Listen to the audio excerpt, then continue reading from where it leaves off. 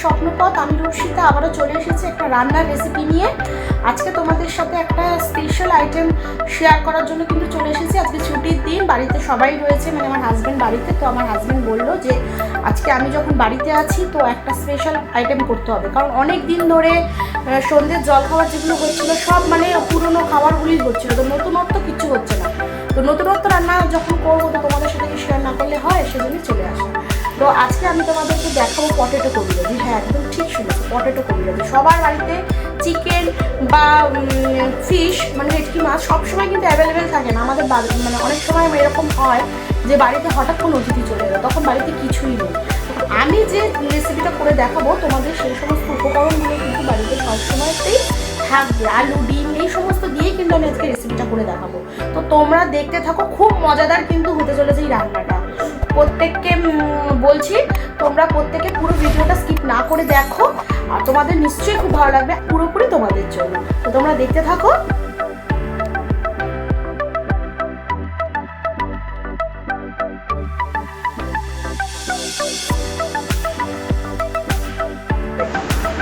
প্রথমে আমাদের লাগছে সেদ্ধ করা আলু,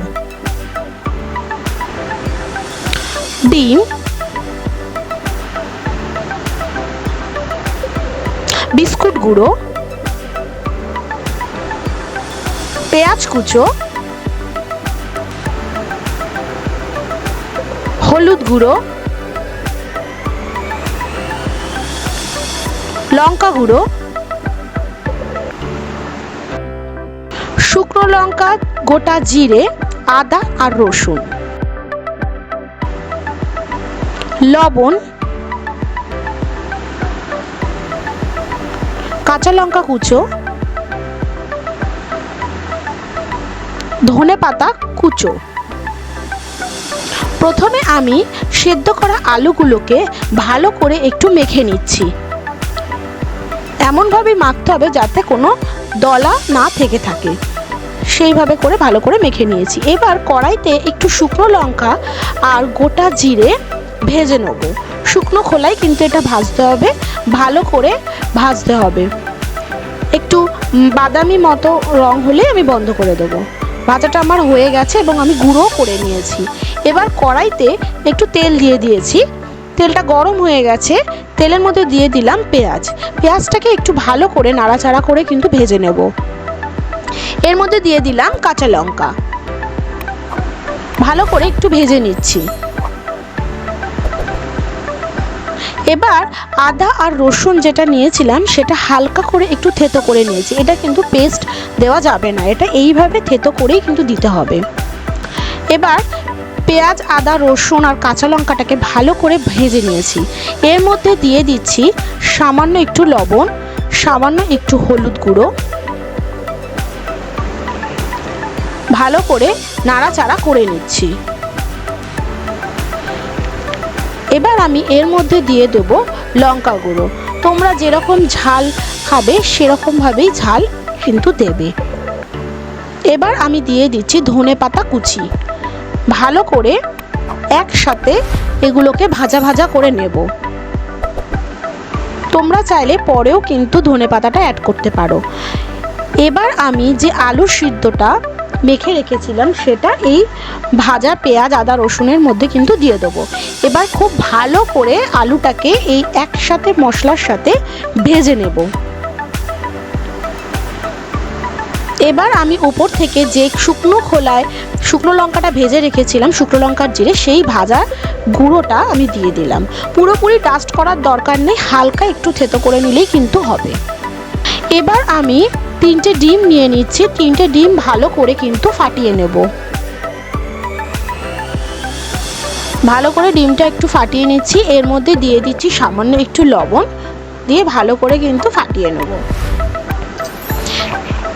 পুরটা কিন্তু আমার রেডি হয়ে গেছে। এবার এই পুরটা হাতের মধ্যে একটু গোল মন্ডল টাইপের করে নিয়েছি, করে দু হাত দিয়ে চেপে একটা চৌকো শেপ দেওয়ার চেষ্টা করছি। তোমরা কিন্তু দেখতেই পাচ্ছ, এই দেখো ঠিক এই রকম হয়েছে। এবার আমি একটু চালের গুঁড়োর মধ্যে ডুবিয়ে, তারপর ডিমের মধ্যে ডুবিয়ে, আবার বিস্কুটের গুঁড়োর মধ্যে এইভাবে একটা প্রলেপ তৈরি করছি। তোমরা দেখতেই পাচ্ছ বন্ধুরা। ঠিক আবার আমি ডিমের মধ্যে দেব, দিয়ে তারপর আবার বিস্কুটের মধ্যে 2 বার কিন্তু দেব, এইভাবে একই রকমভাবে, তাহলে একটা মোটা পুর তৈরি হবে। দেখতেই পাচ্ছ আমি কিভাবে এটা তৈরি করেছি, দেখতে একটা কাটলেটের মতো শেপ আসছে। ঠিক এইভাবে করেই আমি সমস্ত আলুগুলো করে নিয়েছি একই রকমভাবে। চালের গুঁড়ো এখানে আমি ব্যবহার করেছি, তোমরা চাইলে কিন্তু কর্নফ্লাওয়ার এখানে ইউজ করতে পারো। তো বন্ধুরা এখানে আমি কিন্তু তেলটা গরম বসিয়ে দিয়েছি। এবার কাটলেট শেপে যে আমি আলুর পুরটা রেডি করেছিলাম সেইটা কিন্তু আমি তেলের মধ্যে দিয়ে দেবো একটা একটা করে। এবার এগুলো আমি অল্প আঁচে কিন্তু ভেজে নেব। দেখো ঠিক এইভাবে এগুলোকে আমি ভেজে নিচ্ছি।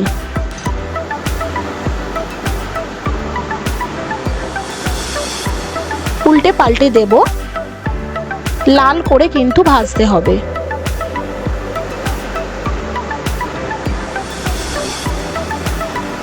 ভালো করে ভেজে নিচ্ছি, হালকা বাদামি রঙের হলেই কিন্তু আমি এটা নামিয়ে নেব।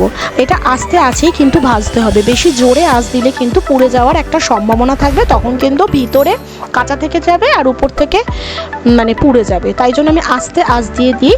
তোমরা দেখতেই পাচ্ছ আমি একটু লাল লাল মতো করে ভেজে নিয়েছি। এবার ভাজা হয়ে গেছে, এবারে আমি এগুলোকে নামিয়ে নেব।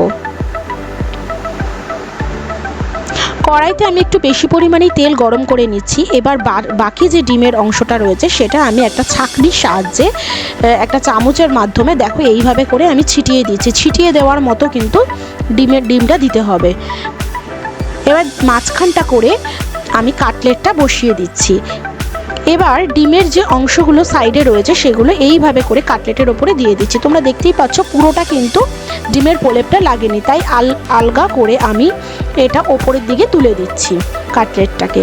আবারও একটু ঠিক একই রকমভাবে ডিমের অংশ এখানে দিয়ে দিচ্ছি। তারপরে যে অংশটাতে কাটলেটে ডিমের প্রলেপটা লাগেনি সেইটা কিন্তু আবারও আমি দিয়ে দিলাম। এতে করে কি হলো, কাটলেটের 4টে দিকই কিন্তু ডিমের প্রলেপ হলো। একই রকমভাবে আমি সবকটাই কিন্তু করে নিয়েছি, ঠিক একই রকম প্রসেসে। তো বন্ধুরা তৈরি হয়ে গেল আমার পটেটো কবিরাজি। তোমরা বাড়িতে এটা অবশ্যই ট্রাই করো, নতুন রকম একটা রেসিপি।